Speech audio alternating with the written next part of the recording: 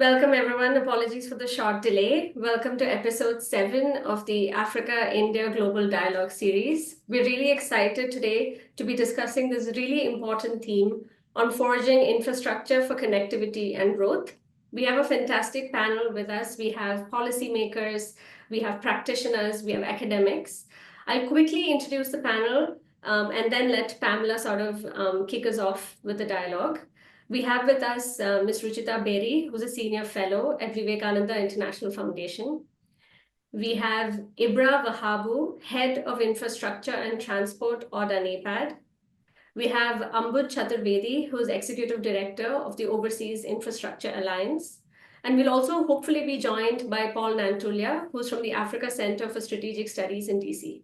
So thank you all so much for making the time. And thank you on behalf of CSEP and AUDA-NEPAD. But Pamela, why don't you get us started?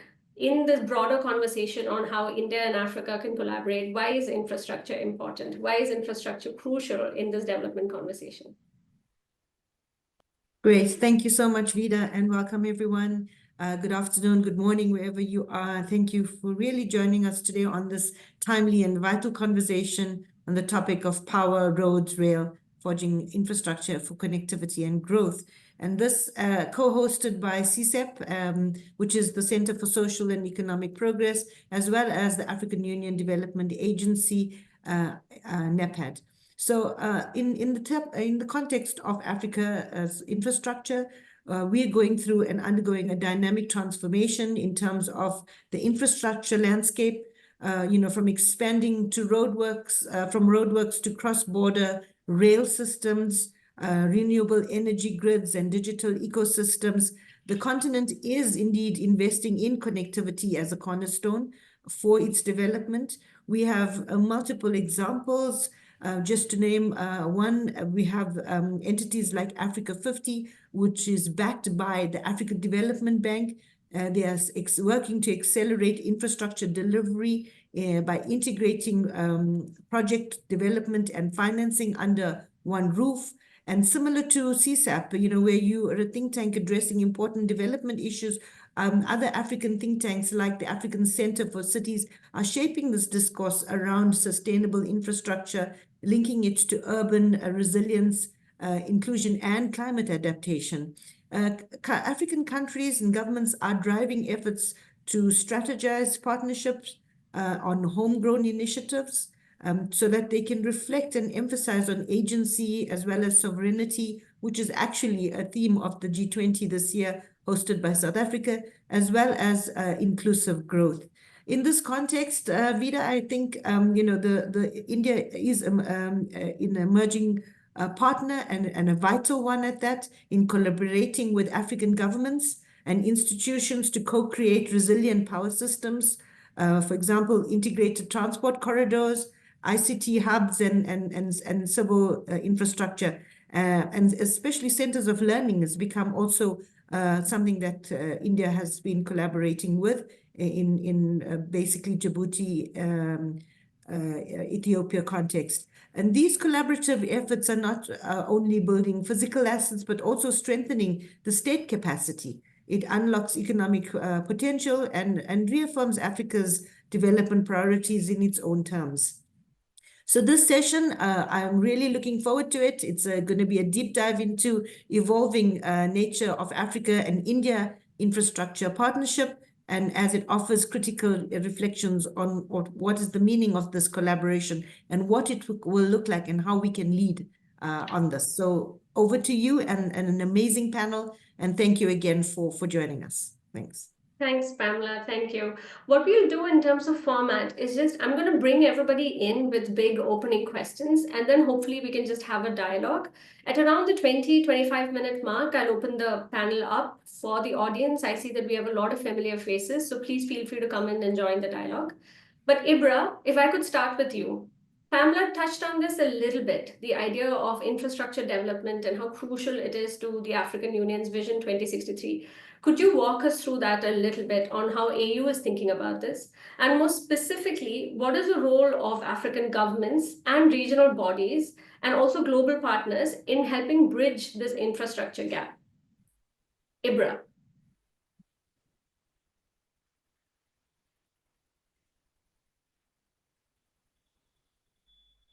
Ibra, we cannot see or hear you yet. Yeah, Thank there you very you much. go. Thank you very much, Veda. I hope you can hear me clearly now. Yes. Thank you. And once again, thank you, Pamela and CSP for organizing this very important panel. 3 points, I think, from my end in terms of the infrastructure agenda to the African Union and the role of African governments and the African regional organizations. The first point is really to emphasize on the importance of infrastructure for the continent. Most of the time when we are talking about infrastructure, you will hear about the 110 or 170 billion infrastructure gap. You will hear about the 600 million Africans that do not have access to electricity and 400 million that do not have access to clean drinking water. But the most important thing is really to look at that in terms of consequence. In terms of consequence for trade, the cost of trade, poor logistics is costing us up to 60% additional unnecessary cost in trade exchange on the continent. Poor water and sanitation is costing us 200 billion a year for the continent. So I think the most critical aspect for infrastructure is what we are losing due to poor service delivery and inadequate and insufficient infrastructure. That's the first point.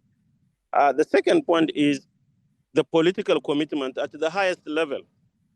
At the highest level, Africa has three strategic framework for infrastructure. Number one is the Program for Infrastructure Development in Africa, PIDA, which is at the same time Africa's blueprint and investment action plan to close the infrastructure gap.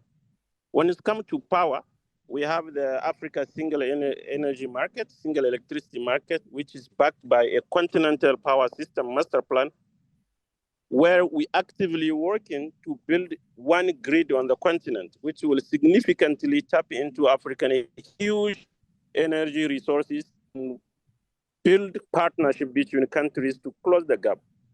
And when it comes to water and digitalization, we have the Africa Water Vision and Africa's digital transformation strategy. So at the continental level, the commitment is clear, the blueprints are well established, and from the African Union to the regional economic community to the member state, infrastructure is a cornerstone of each one of our regional national development plan.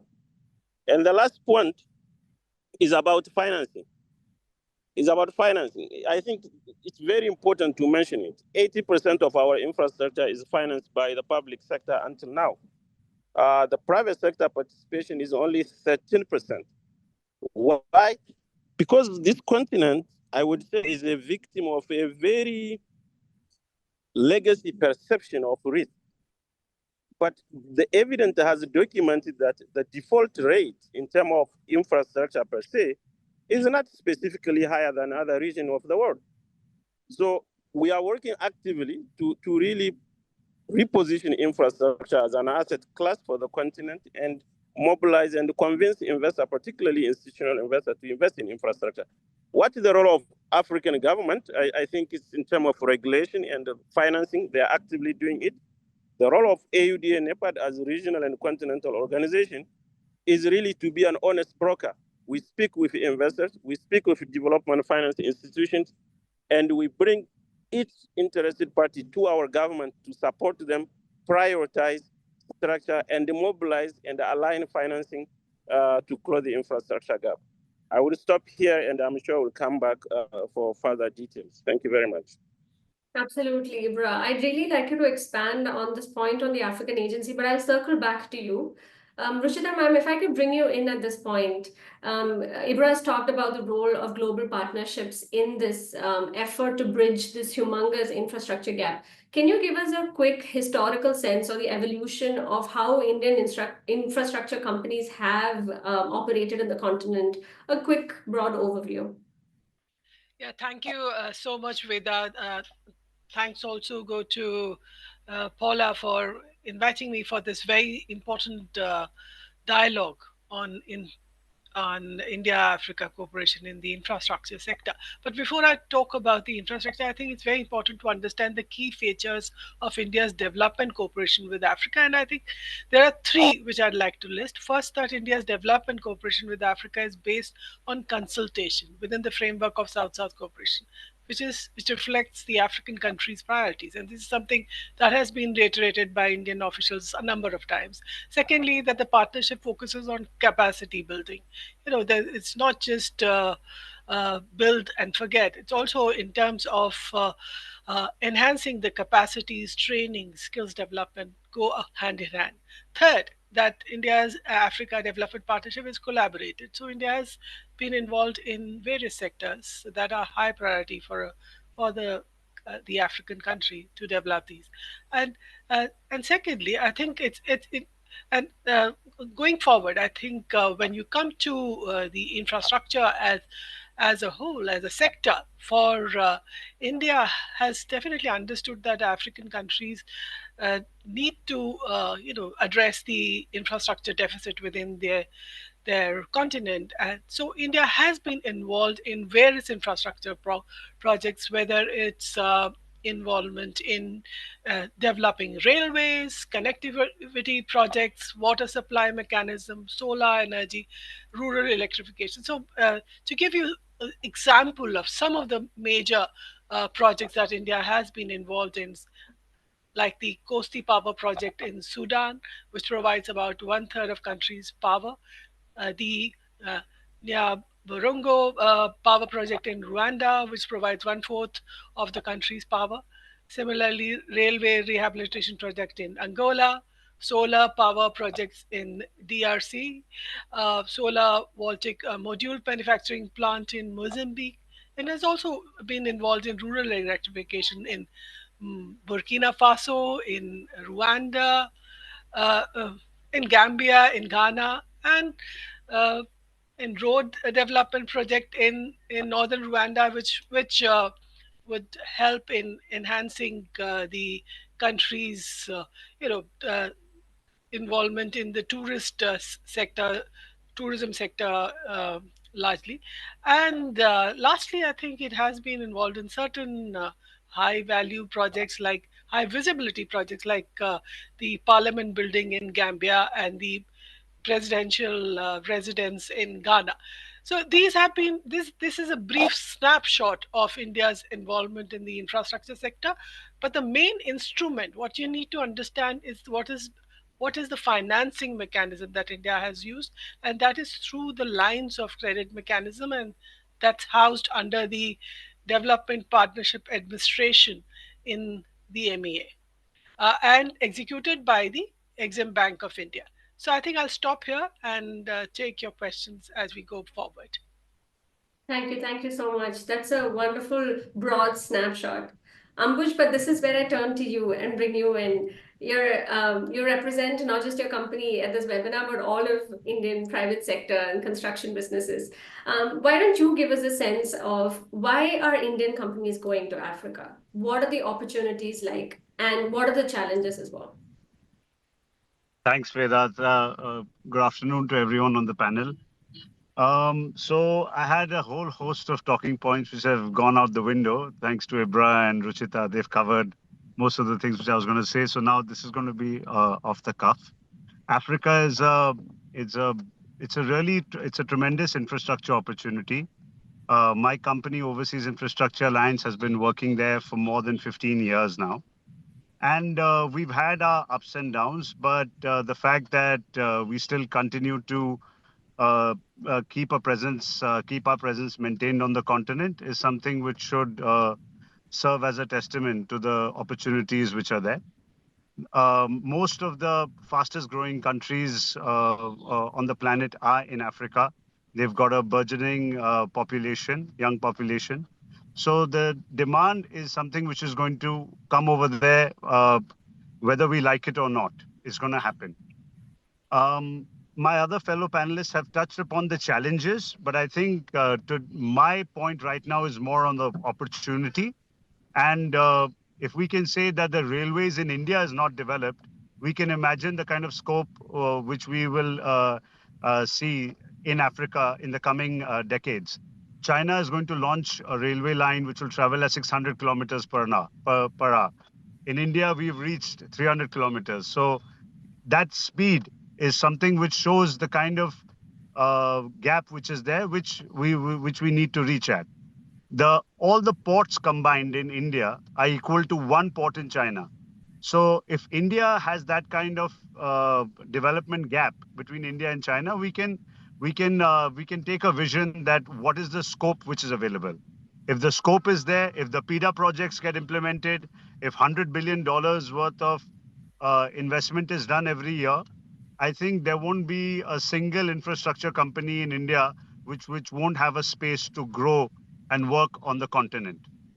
As far as if I need to touch upon the challenges, I think Ibra has highlighted them very well. For a good infrastructure project is something like an orchestra. You need the financer, the government, the private sector player, everyone to work in tandem. That's when the infrastructure project will be delivered. It happened to us, unfortunately, in one case where one of the actors didn't play their part and the project sort of faced its challenges. So I think, like you rightly said at the beginning of this conversation, Africa is the continent for the future. It's got tremendous growth opportunities. Challenges are there, but I think challenges are there in every country, in every continent. So it's an area which Indian companies should look more towards. In fact, I would be happy if they don't because I have less competition for me. But in case they still do decide to come, it is definitely an area where you will see development. The coastal countries are going to develop first, and then we'll get an opportunity for the countries which don't have the port connectivity, which is a sad fact. But this is the development trend which we are seeing, and I think I don't know. I think that's what I think I've given you a picture, and then maybe we can, as the questions come along, I'll jump in. Absolutely. Thank you, Ambuj. And Pamela, feel free to jump in as well if you have questions, because I feel like I'm going to come at this from a very India-centric lens, and maybe you can level it out for me. Ibra, if we could bring you back in, you mentioned at the beginning that some of the important things are financing, political commitment, and I think it's kind of similar to what Ambuj said as well, that the orchestra, as he called it, has to be working in tandem. How do African governments see investors like India as opposed to compared to other global partners? Or what are the frameworks in place to help de-risk some of these elements that investors are cautious about?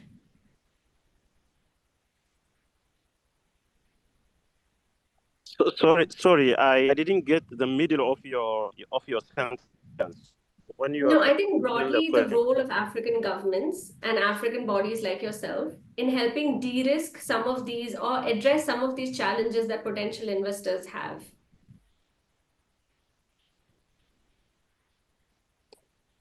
Thank you. Thank you very much. I think essentially is the three main role of the government, and that role of the government is driven by the expectation of investors, because essentially what the investor want, they want predictability in the legal and regulatory framework. They want sustainability in terms of the potential of the project to generate revenue. And they also want stability. Stability us as the AUDA-NEPAD and government, the African government, are really, number one, to address the issue around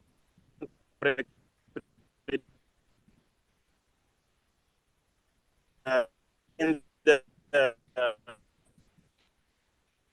We're losing your audio. over the. Sorry, Ibra, can you try again, please?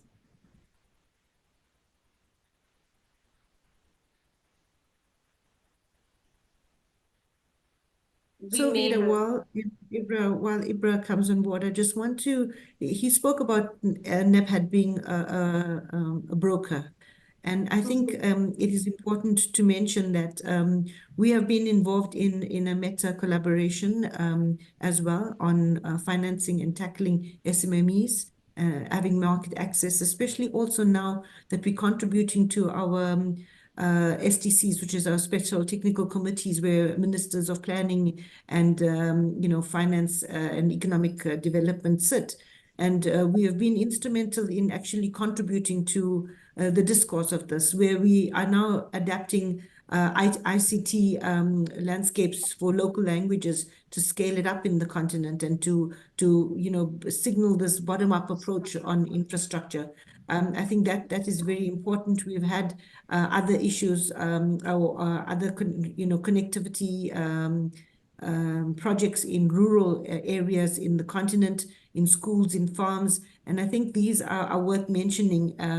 He also alluded to the PIDA, where we have prioritized, the governments have prioritized 69 large-scale broad projects, including 11 ICT, specific initiatives under PIDA. They're looking at projects that range from submarine cables and regional data centers, etc. But again, bringing it down to who will finance these, what are the blockages, are the challenges.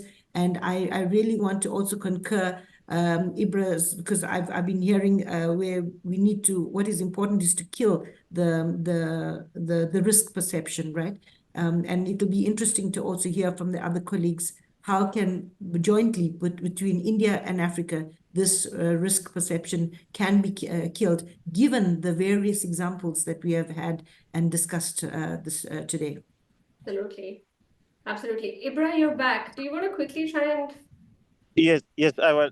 I'm not sure if you hear. I was saying that essentially, and my apologies for the network. I was saying essentially, we are doing the following. Number one, supporting to build predictability in the policy and the regulatory environment.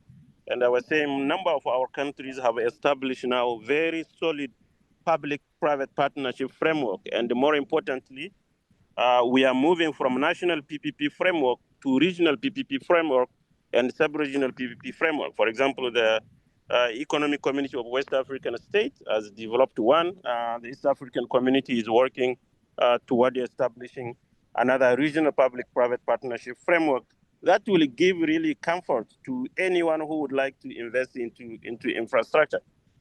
In terms of the predictability in terms of revenue stream and the quality of the project that is specifically working on that, we have established a number of instruments to de-risk project. The most important aspect when it comes to infrastructure is the quality of the project preparation.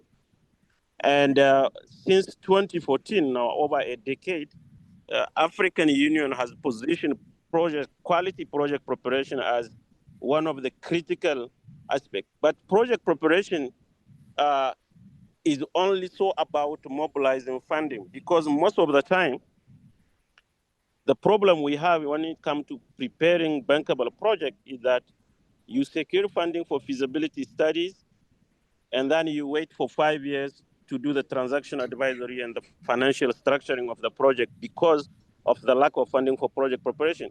And by the time you secure the funding for those transaction advisory, the feasibility study is outdated. And you find in a cycle where you keep repeating studies. And particularly in the energy sector, we have an example of project that can last over 2 decades or 4 decades in that cycle of study. So what we are doing is moving from individual project to a portfolio approach, where we mobilize financing not only from one partner, but in a pooling strategy. So all development finance institutions and private sector that are interested in financing infrastructure, we come together, we pool resources to finance the preparation of a pipeline of projects in a such way that almost every year under the PIDA framework, you will have at least one project that is ready for investing. But I also have to emphasize on the fact that on this continent, we have good experience when it comes to nationally developed projects. But the potential impact in terms of economic development and regional integration and industrialization is rather on large-scale cross-border projects. And that's specifically where the main challenge is. How do we structure and prepare multinational, multi-country projects? And the challenge on that is really important, and that's why we are working toward the establishment of these regional public-private partnership framework. And then finally, in terms of financing, as you know, this continent has huge liquidity when it comes to institutional investors, pension funds, and sovereign wealth funds. And those are very risk-averse investors, I would say. African Union has launched a campaign that is called 5% Agenda Campaign, which aims to ease policy reforms and the regulatory framework to unlock institutional investors into infrastructure projects. Thank you. Right. No, thank you so much, Ibra. There's so much to unpack there. Ambuj, I'm going to give you a minute to collect your thoughts. I would really like you to speak to this question of financing, but also this idea of de-risking from your own personal experience and also of the industry broadly. But before I come to you, Ruchita ma'am, if I can quickly get your thoughts on what is the government of India's role in this larger thing of financing and de-risking Indian investments? I understand that we're saying all of this is private sector led, but even aspirationally, what role do you think Government of India or its organizations could potentially play in supporting our private sector? You're on mute. You're on mute. Yeah. So Government of India has the mechanism that it has followed is the lines of credit. So it is providing the finance, but it's the African country which identifies the project, and then the Indian companies execute it. That's the mechanism that has been followed. So Indian government has been supporting the private sector in a way through the lines of credit, but there is a lot more that the Indian government can do. They can enhance the dialogue with the African countries, look at the key critical infrastructure projects that the African countries are interested in, and secondly, how does India go about it? Should it go about at the AU level? Should it go at the regional economic community level, or should it go bilateral? Because if you remember, in 2011 at the Second India-Africa Forum Summit, India went, at the Pan-African level through AU and announced several projects, of which very few of them came to light because they were lost in the gap in the dialogue with the various agencies. So I would like to ask my panelists from Africa, whether Pamela or Ibra, that what is the style they would like? Would they like the Indian government collaborates with the regional organizations or goes bilateral in terms of financing, identifying the projects, which would work better, because that would also help the private sector in financing and finally implementing the projects, because there should be a clear-cut roadmap, identified right in the beginning when you have a dialogue. And so it cannot be just the Indian government deciding, it is a partnership. So the African countries will have to sit together with the Indian government and identify what are the blockages. Thank you. Thank you so much. I just want to quickly at this point let the audience know, please raise your hand or use the chat feature to post questions. We're happy to take more questions at this point. Ambuj, 3 big things for you to cover: financing, de-risking, and also level of engagement. Your thoughts? Financing, de-risking. So I'll just speak for some practical examples. We've been part of various World Economic Forum discussions when the PIDA projects were being shortlisted, and we've had somewhat of an insight in the last 15 years on how the projects come about on the ground. I think where there is where the project report is being made by someone else and is being implemented by someone else, you will always get a mismatch. the consultant at the bankable stage will give you inflated figures and try to justify their fees if they're getting paid percentage of the total value of whatever they calculate. And then you have a project on the ground where the investors are not, where that kind of viability is not there. We had various rounds of discussions for the so-called successful PPP framework. Even there, a PPP project would entail a private equity fund coming in, which has very high return expectations. The pension funds are there, but they're risk averse, like it was pointed out by Ibra. We had suggested a framework like a Swiss challenge framework because I think it's no secret on the continent, it takes 5 to 6 years of companies investing their own resources to bring a project to bankable stage. And then once the financing comes in, obviously all the government norms come in and it has to go on a tender. But there were various options which were tried in India also for a very long time, the Swiss challenge model, that a company which develops a project gets the option to bid for it. So you can expect that level of seriousness throughout, the consistency between the actual demand, the study, and finally the timely implementation of the project. So that's one. As far as de-risking and frameworks are concerned, I think there's a lot there. We have institutions at every level, at Africa level, regional level, and all the countries have their elected governments. So you can't have more layers and more systems which are in place. Maybe a point of a single window would come up, which I think AUDA-NEPAD would serve. Like I would assume AUDA-NEPAD would be the single window which can navigate a company like mine or, for example, a larger Indian PSU to navigate through all these channels and be able to have one point for coordination. I think that would help. So that would help on the de-risking side, that you have one single window which will give you some policy stability. And on the financing, there's no shortage of financing. The shortage is of it's available all over the world.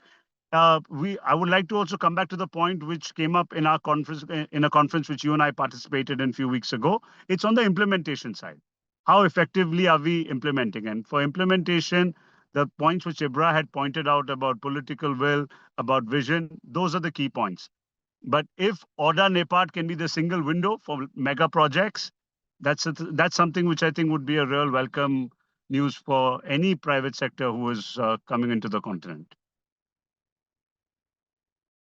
Great, thank you. Thank you so much for your intervention. I just want to add, go to Ruchita's comment as well. And thank you for identifying NEPAD as the single window, because this is what we are. We are about facilitating, getting the key stakeholders around the table and engaging. We don't specifically get involved in building the bridges and the roads, but it's that facilitation, our presence in Africa, in the African country through our projects and programs, I think would be the right approach to take. In terms of Ruchita, how she said how can we attract the government of India, going back to the risk perception that Ibra spoke about, and to address this, he also mentioned about the fact that the African projects are not just failing because of bad ideas, but because we had poor project preparation.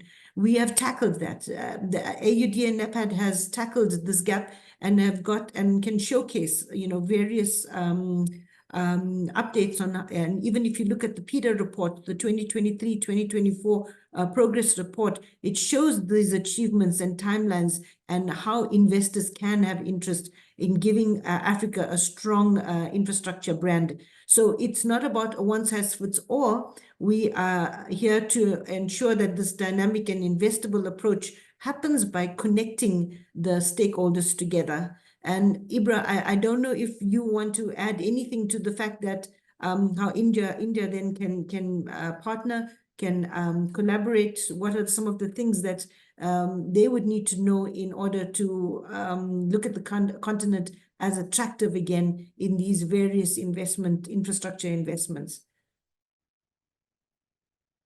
Thank you. Thank you very much. So number one is that ultimately the project sovereignty remain to the countries.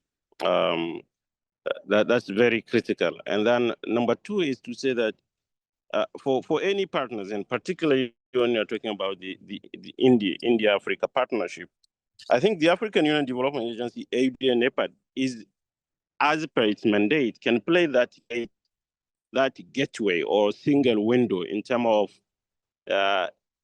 entering on the market, but also understanding the need of countries. This is important at least for two reasons. Number one, efficiency in terms of timing. Instead of any partner going to 55 countries, we have the portfolio of those 55 countries, and then we can bring people around the table and then discuss. That's really save a lot of time. The second is efficiency also in terms of cost and opportunities. Like as custodian of for example, the Continental Power System Master Plan project, we have a portfolio of over 100 and plus projects that are reasonably and technically soundly selected.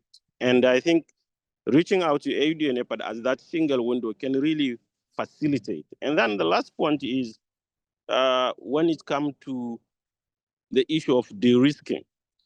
The issue of de-risking. So without removing the sovereignty of countries, what now is being established is regional organizations that have mandate by treaty at head of state level to leverage and mobilize funding. For example, in West Africa, they are establishing the Abidjan-Lagos Corridor Management Authority, where the countries have agreed that once properly established, will delegate full mandate to that institution to mobilize and sign financing agreement on behalf of the countries. I think this is some of the model we are encouraging, and that will serve as a huge de-risking instrument. No, wonderful, wonderful. Thank you so much, Ibra and Pamela, for pointing that out, and Rustam for bringing up the question. Paul, thank you so much for joining us. You missed a little bit of the beginning, but essentially we're talking about the opportunities, the challenges, the nature of Indian investment, possible avenues for the future. You've done a lot of work on global actors in the infrastructure sector across Africa. If you had to advise Indian policymakers from your scholarship, what are some of the things that they've gotten right? What are some of the things to avoid? What are lessons from other global actors in the infrastructure space in Africa? Paul. Well, thank you very much, and I'm sorry for missing part of the discussion, but I think it's an important discussion. And when it comes to that single point or that single window, I just had 2 points to make. If you look at, so I've been covering particularly Chinese engagement on the African continent, and part of that includes the construction, these construction contracts, and I think there are lots of lessons to pick up from that vantage point. But I think if you look at the outcome document of the Forum for China-Africa Cooperation, the FOCAC, the outcome document that came out of the 9th FOCAC summit that took place in September last year, it mentions FOCAC in two sections. The first section looks at NEPAD as basically a focal point to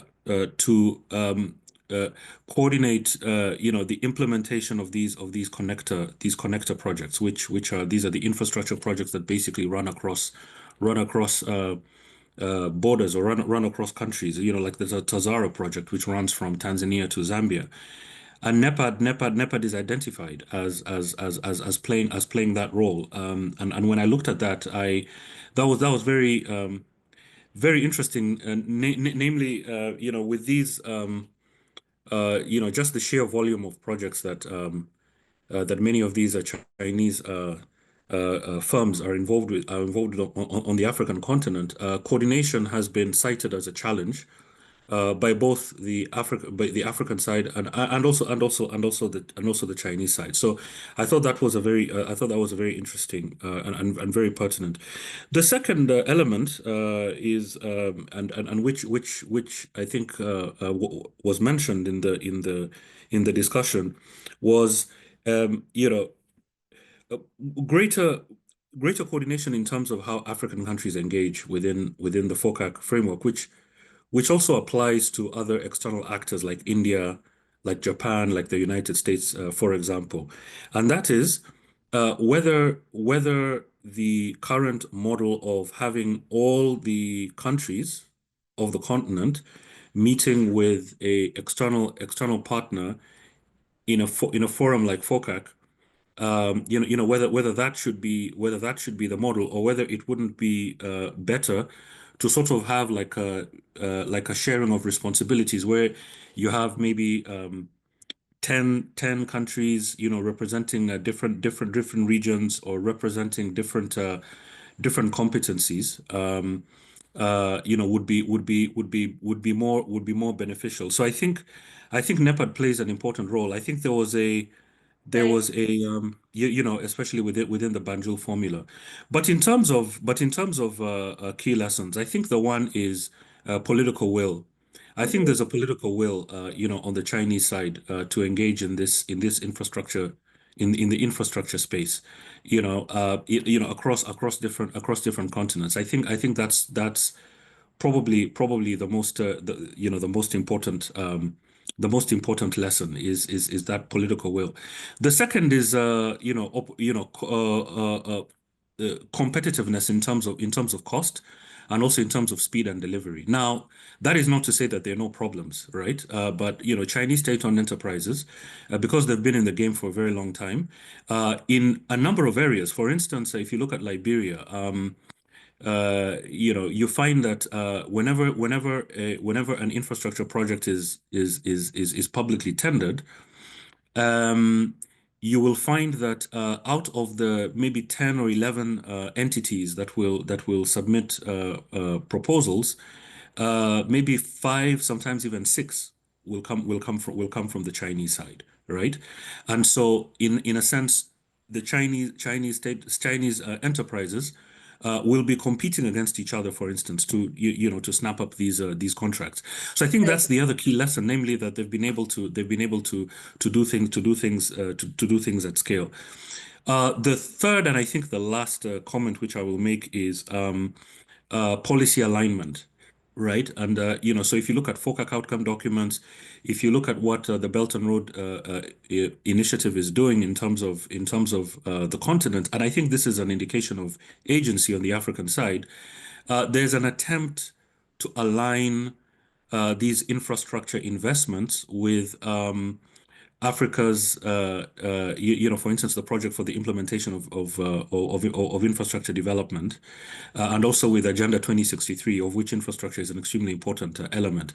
There's, at least from a policy rhetorical side, there's been an attempt to kind of have that policy alignment with the African side. So then it falls on African stakeholders to then ensure that those commitments are being implemented. And I think this is probably one of the gaps, that has to be addressed in this particular relationship.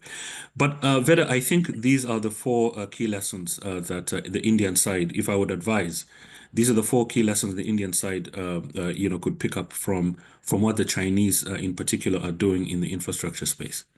No, thank you so much, Paul. This actually reminds me of interviews in Dodoma and Dar es Salaam with Chinese contractors, and them telling us that their biggest competition were other Chinese contractors. But quickly, we have 2 questions in the chat box. Ambuj and Ruchita ma'am, I'd like you to take the first one by Mamadou Barry. First question is, he says, hello all, thank you all. I would like to know, what is the level of investment from India and Africa, especially in West Africa? Is India interested in investing more in roads and other infrastructure in countries like Guinea that is in dire need? So perhaps a question on sector, which sectors would Indian companies be interested in? And also, what are the challenges making it difficult for India to invest in Africa? What do we do about these challenges? This, I think you've kind of mentioned already, but perhaps are there specific sectors of interest that Indian companies have? Either of you can take this. Ambuj. I'll just, in terms of West, some basic numbers which I have is, we've been having the India-Africa Forum Summit since 2008. And till now, there have been about 80 projects which have been delivered to the value of $8 billion. Now, 1/4 of that would be in West Africa. As far as the sectors are concerned, I think everyone in India, India is waking up to this to the opportunity of rare earth minerals, which will be the keystone for the renewable energy challenge, renewable energy transition, which all countries have to go through. So that's a major area for investment. So I haven't tracked the exact metals which are available in West Africa, but I don't think I need a degree to point out that Burkina Faso has gold, and thanks to Donald Trump, gold is going through the roof. So anyone with any level of interest in gold investments, West Africa is the place to be. So I think have I answered, I think, 2 of the questions. Was there a third question? No. That's a good answer. I'll come back to you in a bit. Ruchita man, would you like to add to that quickly? You're mute. You're on mute.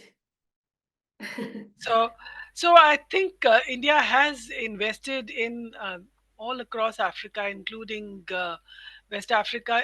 It has executed about 200 projects, not 40, 200 projects all across Africa. And the idea is to look at the sectors which the African countries are interested in. And as Ambuj has rightly pointed out, critical minerals development is a priority for the African countries also.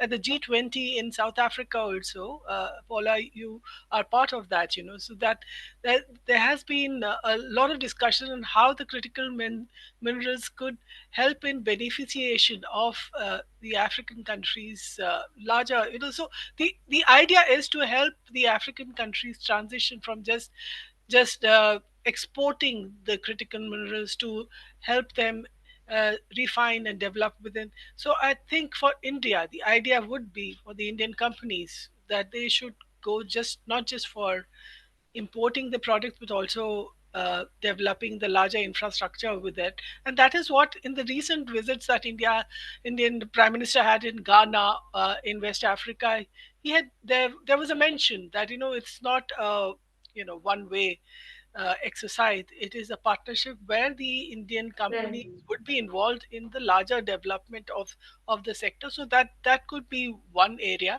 and the others could be rural electrification, solar energy. I think these are some areas which could think up. Roads are, I think the Chinese have been doing quite a lot in terms of development of roads, and Indian also, if the African countries are interested in Indian companies developing the roads, then that would be the way the Indian government and for India, they must remember that it's always been a public-private partnership.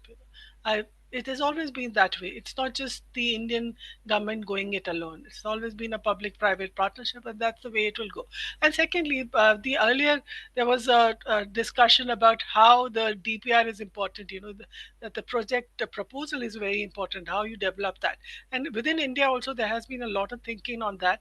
And the Exim Bank in its revised guidelines, they put a lot of emphasis on development of the project report. How development of the project proposal. How do you develop it? What exactly are the inputs? So those are the issues that have to be remembered with our African partners. That they give us the inputs right at the beginning, and that private sector companies should be involved from the day one.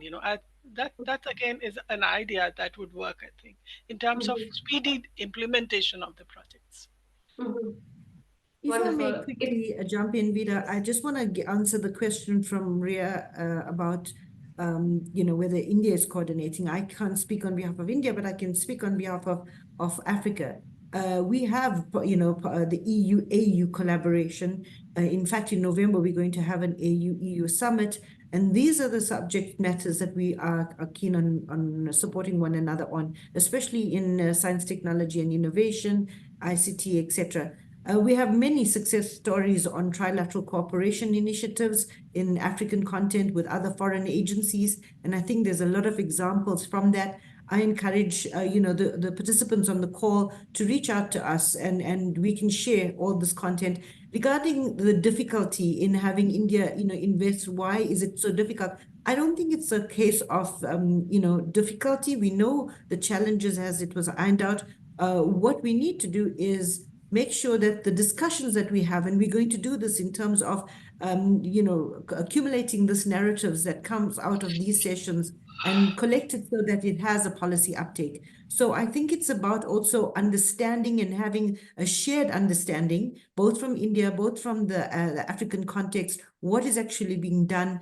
Some of these things might have been already addressed, but just not made aware to some of these investors, both in India and in Africa. So I think this knowledge sharing, knowledge dissemination is what the program that I represent within the agency is all about, the African Policy Bridge Tank, where we bridge this knowledge gap to policymakers. And ultimately, it's the policymakers that will get the political will. So I just wanted to, and thank you for the speakers alluding to the fact that AUDA-NEPAD can play this important role in bridging this gap. Thank you. Thank you. I just want to quickly answer that question on trilateral partner. So India has been involved in trilateral partnerships, either with not directly with the EU, but the Germany and also with the UAE. These are the two countries. As well. Japan as well. Japan, these are maybe the three countries with whom, and of course US, has also been a partner with whom India has worked on trilateral partnerships and development cooperation in various African countries, some from West Africa, others from East and Southern Africa. So that's been part of India's engagement with the African countries. Thank you. Thank you. Ambuj, would you like to add to that a quick yes or no question? Indian private sector interested in working with other powers? With other powers, yes. In fact, we are working on a project with a Japanese company in West Africa.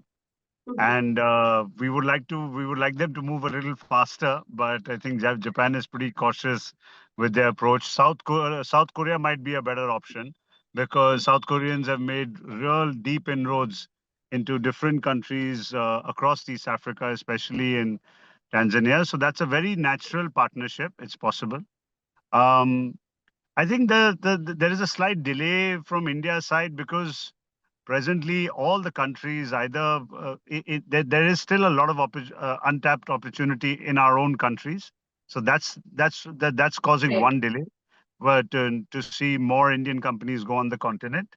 Although since the time we started working in Africa till now, we have the same problem as Chinese, that we in India, we compete so fiercely with each other. Like if someone will ask me at the airport which country I'm going to, I'll take another country's name. I won't tell him I'm going to that country, because he knows that in the next 2 days, I'm going to find him in that country bidding for the same project. So there is that kind of problem which we have as well. But as on a long-term basis, what Ruchita was talking about PPP, about setting up manufacturing and processing, I think Africa is doing their bit. It needs to happen faster, where if you have cheaper power, if you have better connectivity, transport adds 40% of your cost to whatever you produce. So that's how the manufacturing becomes uncompetitive, which is why, although I think contractors and infrastructure companies get a bad name that they don't invest, but till the time the real infrastructure is not set in place, the private sector manufacturing people will not be able to come. There are a few examples of some Indian companies, which I think I spoke to you about earlier on. They are now building up complete industrial parks in Gabon and in a few other countries.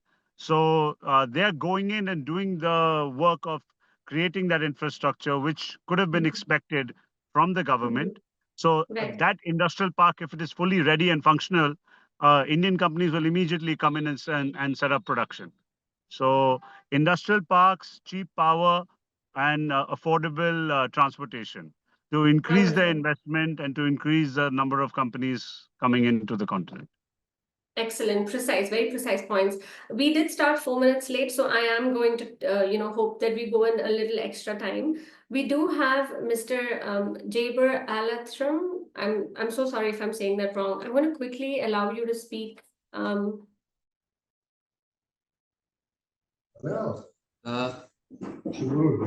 Yes, hello. Can you hear me? Yes. If I could just request you to be very brief, that's all. Yes, I'll just be translating for the director of the Asian Australian department. I'm only a translator, so he'll speak first in Arabic and then I'll be translating, okay? Can you hear me? Yes, we can. Please go ahead. Yeah, we know you're translating for the interpreter. مساء الخير عليكم جميعا. Good afternoon to you all. فرصة طيبة نلتقي بحضراتكم. This is a great opportunity to meet you all. كما نشكر كل القائمين على هذا اللقاء. And we thank all those who are responsible for this meeting.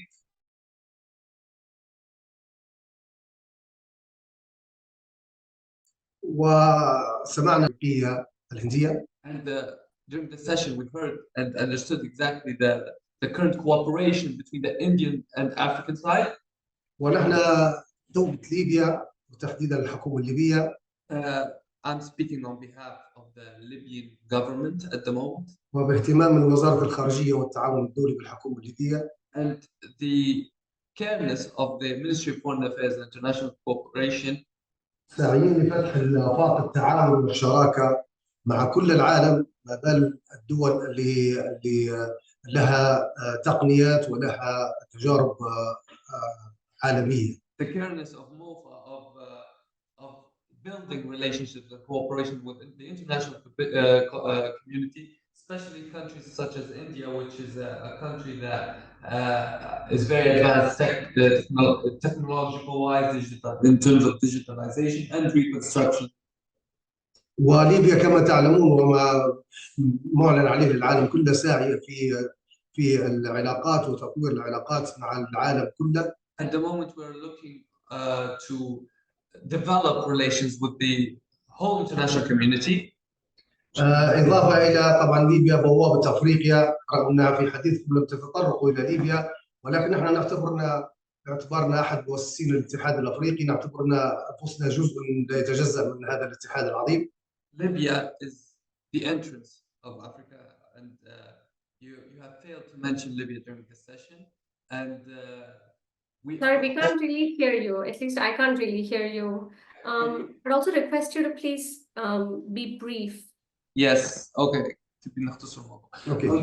Right now, he just explained that Libya is the entrance of Africa, and you haven't talked much about Libya and projects in Libya. He would like to discuss right now the reconstruction renaissance that we are having at the moment in Libya. نحن باختصار نحن ندعو لحضراتكم وسبق ان دعينا سفارتكم الموقرة لتمثيلها الدبلوماسي في لقاءات معها لفتح شراكة واعداد منتدى ومؤتمر للاقتصادي في كافة المجالات وكافة التخصصات. We have already spoken with the Indian embassy here in Libya, and we want to have an economic forum with India, a Libyan-Indian economic forum, which we had previously with France, Italy, Russia, and other countries. However, we have seen a lack of communication from the Indian government side. فنحن نحث حضراتكم اتصالكم بوزارة الخارجية والممثلين والمعنيين بدولة الهند لحثهم على الإسراع في هذا المؤتمر وهذا المنتدى الاقتصادي. So we ask that through your connections, that we can first make this economic forum a reality, and second, create connections with people who are willing to come here, from the Indian side, who are willing to come here and yes, Mr. Ambuj. Veda, I'll make your life a little easy. My friends from Libya, firstly, Libya is the latest India's latest embassy to open on the continent. Secondly, they have a fantastic embassy in Delhi. So they should tell their embassy to get in touch with the chambers of commerce and to organize a Libya awareness. Because even today, if I tell someone that India has opened up an embassy in Libya, people don't know about it. So if they just send information to their embassy in Delhi, the embassy can start creating awareness about this conference. We would like to make that a reality. However, we would like also to have connections from our side as well. We will do thank you both. so much. Yes. نحن في كل الأحوال احنا اتصلنا بالسفارة وعقدنا هذه الاجتماعات وحثيناهم، من فترة 10 أيام كنا في لقاء مع المسؤولين الهنديين وأكدنا على هذا الموضوع مرارا، لأن نحن سعيين لفتح كل هذه الآفاق مع الكل. إضافة إلى نحن إذا كان رتبنا هذه الموضوعات قد تكون ليبيا حاضنة لهذا المؤتمر الأفريقي الهندي، وتكون فيه شراكة عالمية في كل المجالات في التخصصات، وخصوصا ليبيا الآن فيها فرص للبناء والإعمار والسكك الحديد والطاقة وغيرها مثل هذه التخصصات. I'll be very brief. He said that we have talked with the embassy, the Indian embassy here 10 days ago, especially with the responsibles there, and they're very slow in communication. That's the issue that we're having. Libya right now is a land of opportunity. We have investors from all over the world. China, to be clear, China has been investing tremendously right now. Korea as well, Japan. We've had people from Russia, France, Italy. I'm not going to delve into more cooperations, but we would like to have India as well, especially in terms of the railway, the rail road projects. Because right now we have a project in mind, we have the blueprint. However, we still didn't find the Which are the top 3 priorities for projects? Top 3 priorities for Libya, for India. Top 3 priorities. Can you just tell us the 3 priorities? That's it. Well, right now sorry, I'm hijacking the session. Sorry. Yes, I just thought it'll help him out. Yeah. Right now we're looking to be clear. We've joined this meeting for the railway, the railway road, because we want to connect the Libya from east to west. Not only from the east to west of Libya, but no, we're talking East Africa till the west of Africa. We want a whole connection of railroad plan. And we have a blueprint for that. This is a priority for us, connecting transportation. Wonderful. So Veda, I'd just like to add that, India has always had a very close partnership in past with Libya, both in terms of economic and political relations. So I'm sure this will fall through.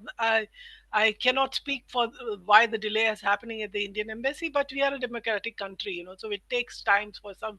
We're not like China, so we don't come with everything, decided in a moment. So it takes time. There are delays, but there is a big interest in India on Libya. And since you have identified the area which you are interested in cooperating with, and in which India has an experience in developing railroad projects in past in African countries, so I'm sure this will work out. You should, spread the word more on this economic forum that you're planning. I think it's great that we were just talking. Ibra, I think, just talked about this point of, political will being important. And here we see it in practice in this webinar. I did want to do one last round with everyone, but we're way beyond time. I think there's already so much that we've had to unpack. So I want to thank you all so much for all the fireworks. Fantastic panel. I learned so much moderating it. Thank you all very much. Paul, a big shout out for you. It's 6 in the morning and you're on holiday. So thank you so much for joining us. And we'll continue the conversation. Thank you all very much again. To all the participants, thank you for making the time. Have a wonderful evening. Thank you, Veda. Thank you. Thank you. Thank you. Thank you. Thank you. Bye-bye.